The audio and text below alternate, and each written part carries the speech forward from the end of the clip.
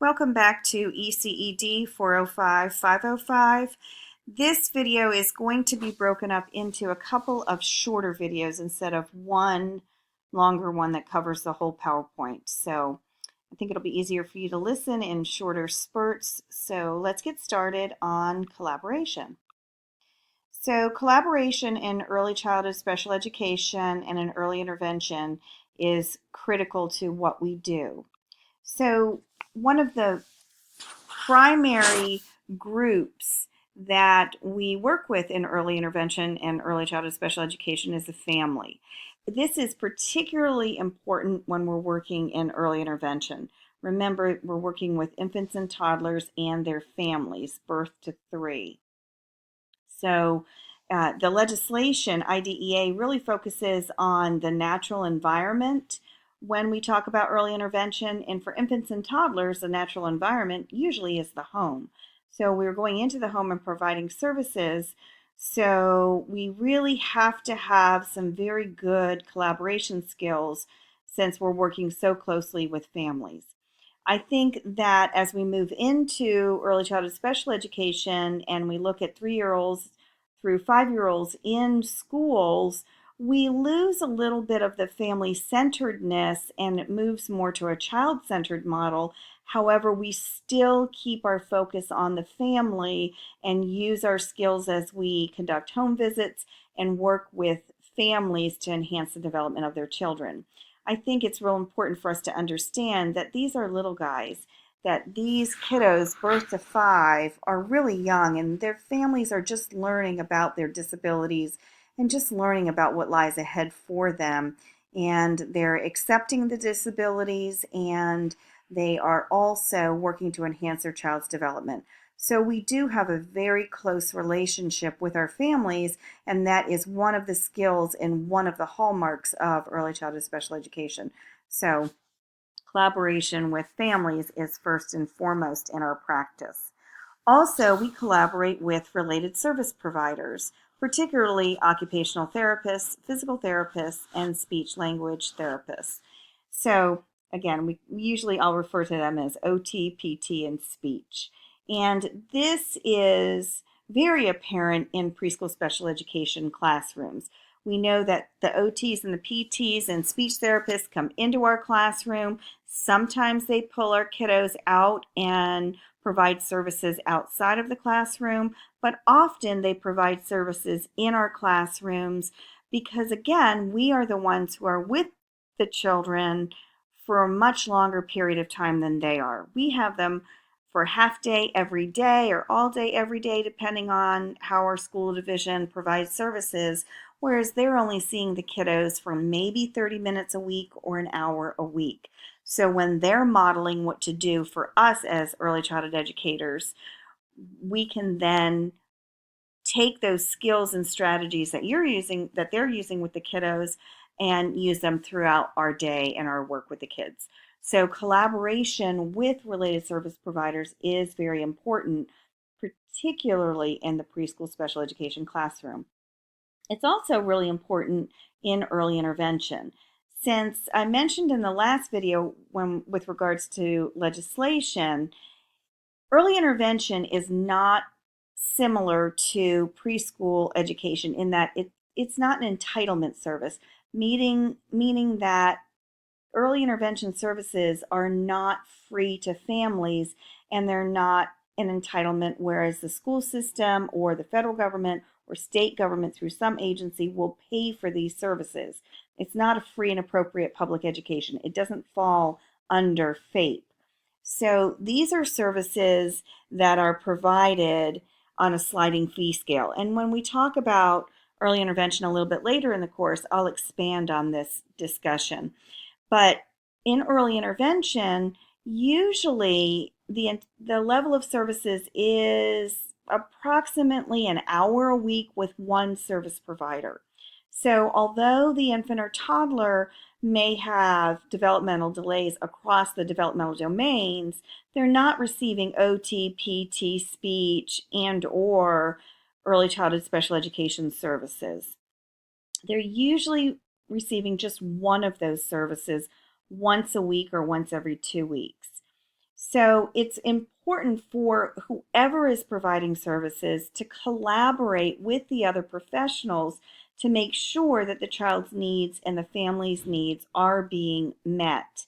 So that may occur through staffings, or it may actually occur through collaboration and consultation services where the related service provider comes with the early childhood special educator on a visit, maybe once a month or once every couple of months, to again demonstrate some strategies for the family, and then the early childhood special educator can follow up with the family after. We also collaborate with doctors and specialists or other medical professionals. Again, our kiddos are just starting to be diagnosed with different disabilities, and we are gathering information from professionals that can help guide us in our practice. So there is a significant amount of collaboration with medical professionals with these young kiddos. Again, community services is another area in which we might collaborate, particularly in early intervention. We don't do this as much in early childhood special education, but we do work with community service providers in early intervention because we are looking at family resources, concerns, and priorities, and there is a component of service coordination in early intervention. So whoever provides service coordination, whether it is a separate service coordinator or the early childhood special educator, there would be collaboration between the family and community service providers. So there are some different examples or strategies for collaboration. One of the most formal forms of collaboration is an MOU, or Memorandum of Understanding. And this is a formal agreement between agencies.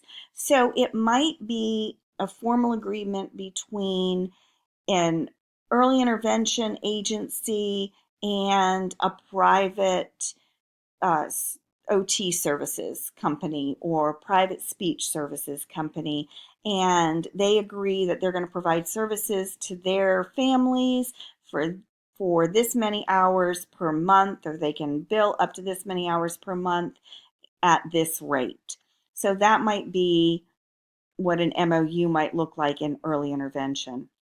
There's not as many MOUs in preschool special education, but it is a form of collaboration that you might see.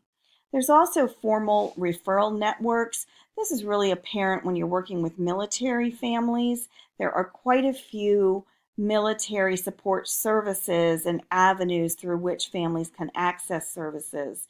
It might be through Army Community Services or different levels of family support services. So there might be some of these formal referral networks that you might run into and collaborate with outside professionals. One thing that's important when you are collaborating with some of these outside professionals, and I didn't mention on the last slide, but you would need to get a statement from families, a confidentiality statement or a sharing of information statement that you are allowed to talk about certain topics with these other professionals. Collaborations might be identified in the IFSP or the IEP, as I mentioned before. The IFSP is the Individual Family Service Plan, and that's what we use in early intervention. And the IEP is the Individualized Education Plan, and that's what we use for 3-year-olds through 21-year-olds in the school systems.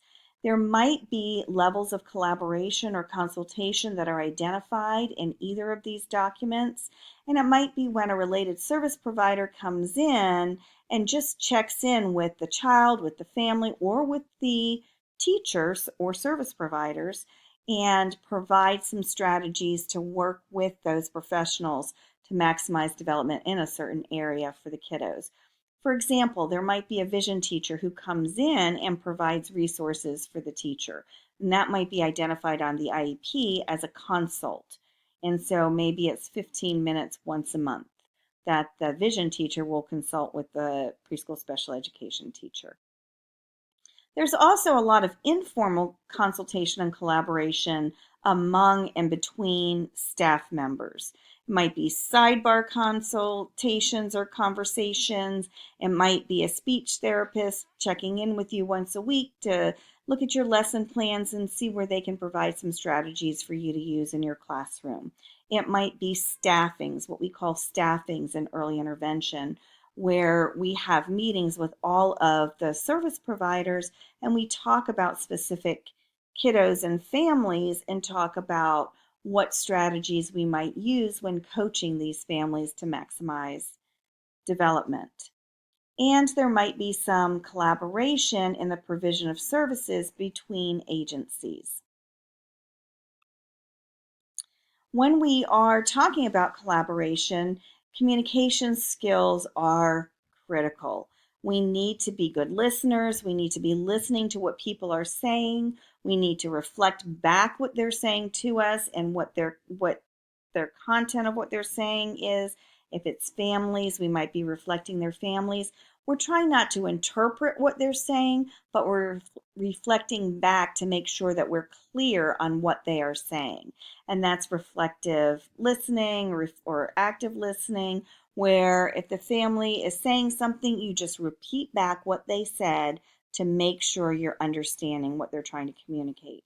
We also might have some questions, some very non-threatening questions that we're asking, again, just to clarify information and make sure we're capturing exactly what the family or the other professional is trying to communicate with us.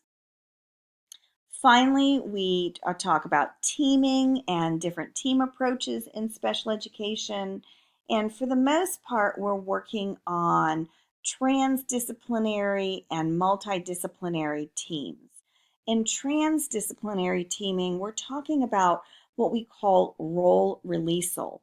And that means that the professionals that are involved with that family and with that child kind of cut across all of the developmental domains. So an OT might be working on fine motor skills, but if he or she sees something in the fine motor area or in the speech area, they might also provide some coaching to the family in that area as well. And that works with early childhood special educators in particular because we do cover all of the different domains. So we would be providing services that cut across speech, OT, PT, and providing strategies and helping families maximize development across all of those developmental domains. Multidisciplinary would be where we really stick within our areas of expertise and we might talk across professionals, but we're really not providing services across those boundaries. So I'm going to stop here for now before we move on to the next area, and that is just a little bit of information about collaboration with families in early childhood special education.